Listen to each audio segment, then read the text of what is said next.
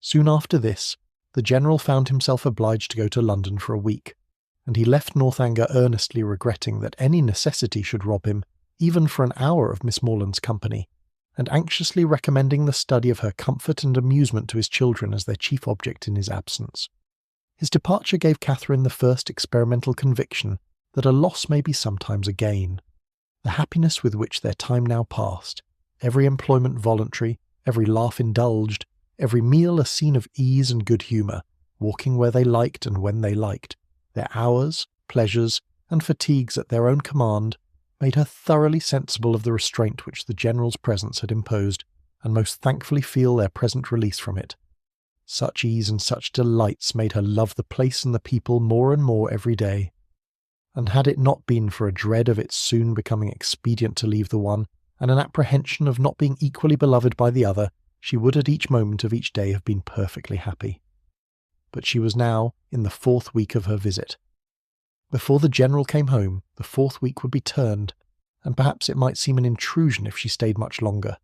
This was a painful consideration whenever it occurred, and eager to get rid of such a weight on her mind, she very soon resolved to speak to Eleanor about it at once, propose going away, and be guided in her conduct by the manner in which her proposal might be taken. Aware that if she gave herself much time, she might feel it difficult to bring forward so unpleasant a subject, she took the first opportunity of being suddenly alone with Eleanor, and of Eleanor's being in the middle of a speech about something very different, to start forth her obligation of going away very soon. Eleanor looked and declared herself much concerned. She had hoped for the pleasure of her company for a much longer time, had been misled, perhaps by her wishes, to suppose that a much longer visit had been promised, and could not but think that if Mr. and Mrs. Morland were aware of the pleasure it was to her to have her there, they would be too generous to hasten her return. Catherine explained, "Oh, as to that, Papa and Mamma were in no hurry at all. As long as she was happy, they would always be satisfied." Then why might she ask in such a hurry herself to leave them? "Oh, because she had been there so long." "Nay, if you can use such a word, I can urge you no farther. If you think it long—" "Oh, no, I do not indeed. For my own pleasure I could stay with you as long again." And it was directly settled that till she had, her leaving them was not even to be thought of. In having this cause of uneasiness so pleasantly removed, the force of the other was likewise weakened. The kindness, the earnestness of Eleanor's manner in pressing her to stay, and Henry's gratified look on being told that her stay was determined, were such sweet proofs of her importance with them, as left her only just so much solicitude as the human mind can never do comfortably without. She did, almost always, believe that Henry loved her, and quite always that his father and sister loved and even wished her to belong to them, and believing so far, her doubts and anxieties were merely sportive irritations. Henry was not able to obey his father's injunction of remaining wholly at Northanger, in attendance on the ladies, during his absence in London, the engagements of his curate at Woodstone obliging him to leave them on Saturday for a couple of nights. His loss was not now what it had been while the General was at home. It lessened their gaiety, but did not ruin their comfort, and the two girls, agreeing in occupation and improving in intimacy, found themselves so well sufficient for the time to themselves that it was 11 o'clock, rather a late hour at the Abbey, before they quitted the supper-room on the day of Henry's departure. They had just reached the head of the stairs when it seemed, as far as the thickness of the walls would allow them to judge, that a carriage was driving up to the door, and the next moment confirmed the idea by the loud noise of the house-bell. After the first perturbation of surprise had passed away, in a good heaven, what can be the matter? It was quickly decided by Eleanor to be her eldest brother, whose arrival was often as sudden, if not quite so unseasonable, and accordingly she hurried down to welcome him. Catherine walked on to her chamber, making up her mind as well as she could to a further acquaintance with Captain Tilney, and comforting herself under the unpleasant impression his conduct had given her, and the persuasion of his being by far too fine a gentleman to approve of her, that at least they should not meet under such circumstances as would make their meeting materially painful. She trusted he would never speak of Miss Thorpe, and indeed, as he must by this time be ashamed of the part he had acted, there could be no danger of it, and as long as all mention of bath scenes were avoided, she thought she could behave to him very civilly. In such considerations time passed away, and it was certainly in his favour that Eleanor should be so glad to see him and have so much to say, for half an hour was almost gone since his arrival, and Eleanor did not come up. At that moment Catherine thought she heard her step in the gallery, and listened for its continuance, but all was silent. Scarcely, however, had she convicted her fancy of error, when the noise of something moving close to her door made her start. It seemed as if someone was touching the very doorway, and in another moment a slight motion of the lock proved that some hand must be on it. She trembled a little at the idea of anyone's approaching so cautiously, but resolving not to be again overcome by trivial appearances of alarm, or misled by a raised imagination, she stepped quietly forward and opened the door. Eleanor, and only Eleanor, stood there. Catherine's spirits, however, were tranquillised but for an instant, for Eleanor's cheeks were pale and her manner greatly agitated. Though evidently intending to come in, it seemed an effort to enter the room, and a still greater to speak when there. Catherine, supposing some uneasiness on Captain Tilney's account, could only express her concern by silent attention, obliged her to be seated, rubbed her temples with lavender water, and hung over her with affectionate solicitude. "My dear Catherine, you must not indeed," were Eleanor's first connected words. "I am quite well.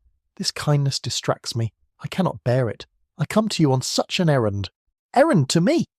How shall I tell you? Oh, how shall I tell you?"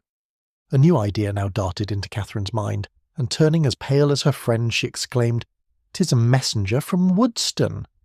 "You are mistaken indeed," returned Eleanor, looking at her most compassionately. "It is no one from Woodston. It is my father himself." Her voice faltered, and her eyes were turned to the ground as she mentioned his name. His unlooked-for return was enough in itself to make Catherine's heart sink, and for a few moments she hardly supposed there were anything worse to be told. She said nothing, and Eleanor, endeavouring to collect herself and speak with firmness, but with eyes still cast down, soon went on. "You are too good, I am sure, to think the worse of me for the part I am obliged to perform. I am indeed a most unwilling messenger. After what has so lately passed, so lately been settled between us, how joyfully, how thankfully on my side, as to your continuing here as I hoped for many, many weeks longer, how can I tell you that your kindness is not to be accepted, and that the happiness your company has hitherto given us is to be repaid by? But I must not trust myself with words. My dear Catherine, we are to part. My father has recollected an engagement that takes our whole family away on Monday. We are going to Lord Longtown's near Hereford for a fortnight. Explanation and apology are equally impossible. I cannot attempt either." "My dear Eleanor," cried Catherine, suppressing her feelings as well as she could, "do not be so distressed. A second engagement must give way to a first. I am very, very sorry we are to part, so soon, and so suddenly too, but I am not offended, indeed I am not. I can finish my visit here, you know, at any time, or I hope you will come to me. Can you, when you return from this Lord's, come to Fullerton?" "It will not be in my power, Catherine. Come when you can, then." Eleanor made no answer, and Catherine's thoughts recurring to something more directly interesting, she added, thinking aloud, "Monday, so soon as Monday, and you will go. Well, I am certain of— I shall be able to take leave, however. I need not go till just before you do, you know. Do not be distressed, Eleanor. I can go on Monday very well. My father and mother's having no notice of it is of very little consequence. The General will send a servant with me, I dare say, half the way, and then I shall soon be at Salisbury, and then I am only 9 miles from home." "Ah, Catherine, were it settled so, it would be somewhat less intolerable, though in such common attentions you would have received but half what you ought. But how can I tell you? Tomorrow morning is fixed for your leaving us, and not even the hour is left to your choice. The very carriage is ordered, and will be here at 7 o'clock, and no servant will be offered you." Catherine sat down, breathless and speechless.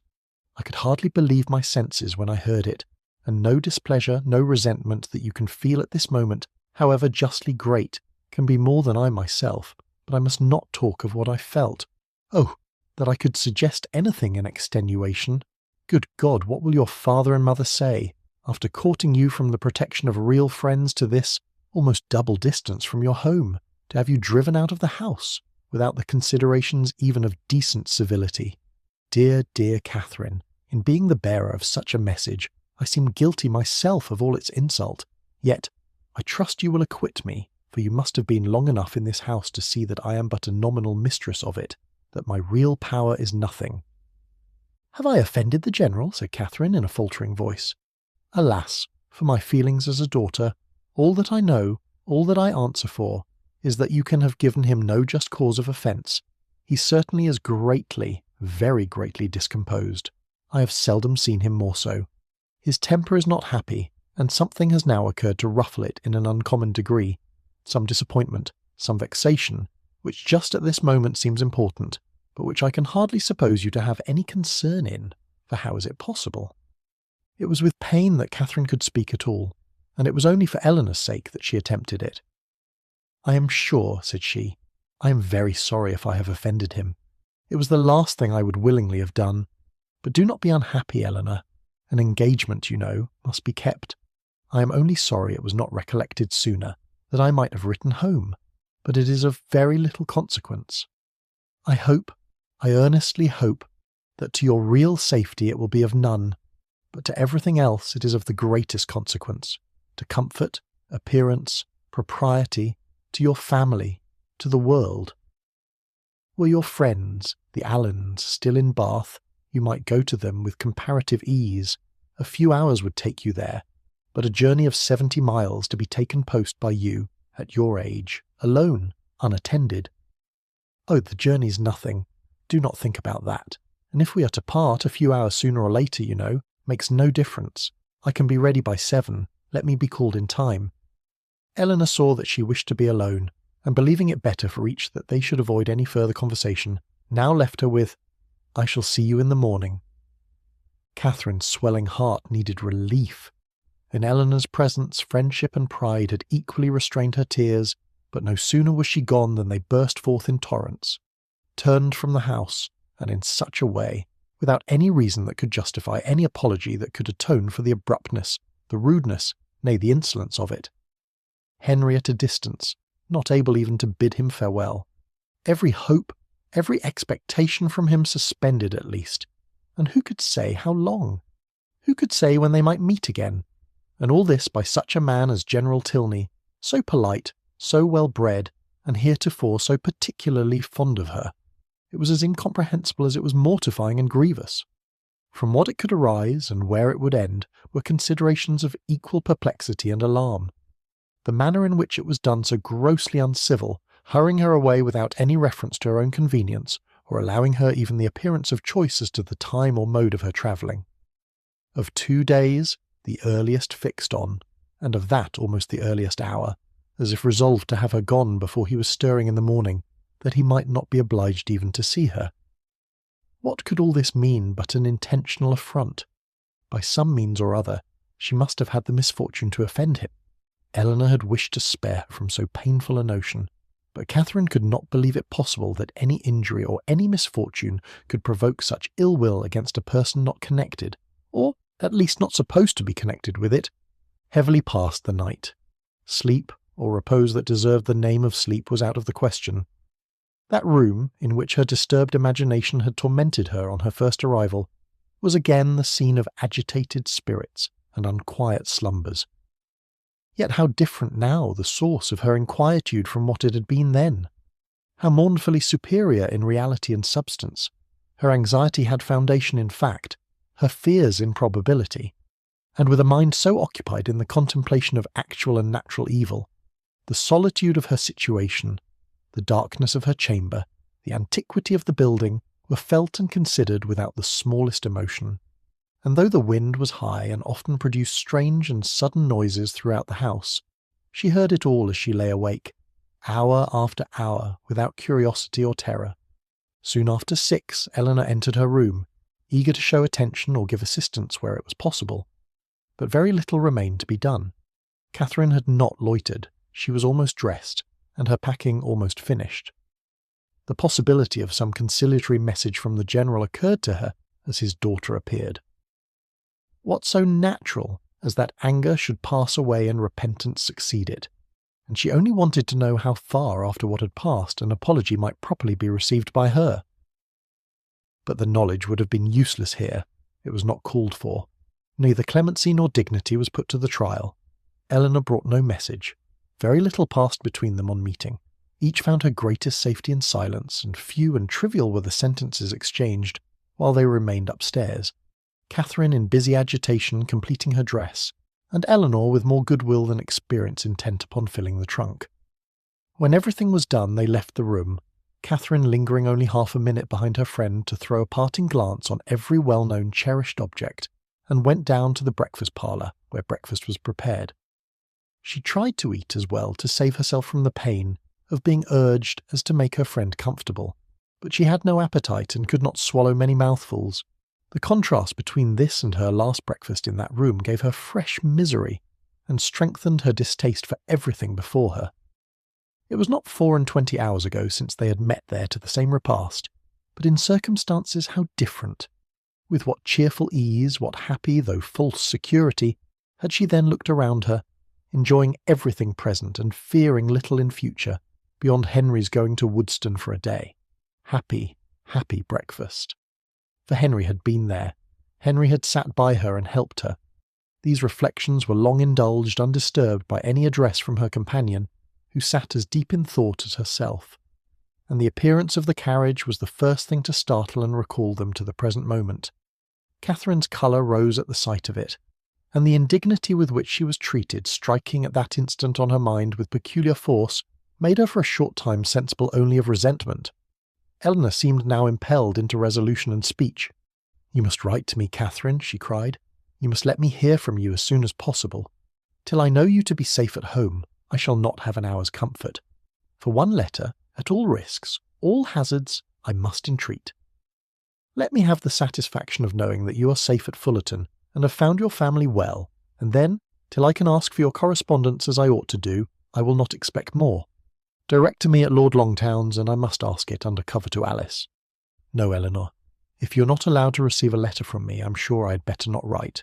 There can be no doubt of my getting home safe." Eleanor only replied, "I cannot wonder at your feelings. I will not importune you. I will trust to your own kindness of heart when I am at a distance from you." But this, with the look of sorrow accompanying it, was enough to melt Catherine's pride in a moment, and she instantly said, "Oh, Eleanor, I will write to you indeed." There was yet another point which Miss Tilney was anxious to settle, though somewhat embarrassed in speaking of. It had occurred to her that after so long an absence from home, Catherine might not be provided with money enough for the expenses of her journey, and upon suggesting it to her with most affectionate offers of accommodation, it proved to be exactly the case. Catherine had never thought on the subject till that moment, but upon examining her purse was convinced that but for this kindness of her friend, she might have been turned from the house without even the means of getting home, and the distress in which she must have been thereby involved, filling the minds of both. Scarcely another word was said by either during the time of their remaining together. Short, however, was that time. The carriage was soon announced to be ready, and Catherine, instantly rising, a long and affectionate embrace supplied the place of language in bidding each other adieu, and as they entered the hall, unable to leave the house without some mention of one whose name had not yet been spoken by either, she paused a moment, and with quivering lips just made it intelligible that she left her kind remembrance for her absent friend. But with this approach to his name ended all possibility of restraining her feelings, and hiding her face as well as she could with her handkerchief, she darted across the hall, jumped into the chaise, and in a moment was driven from the door.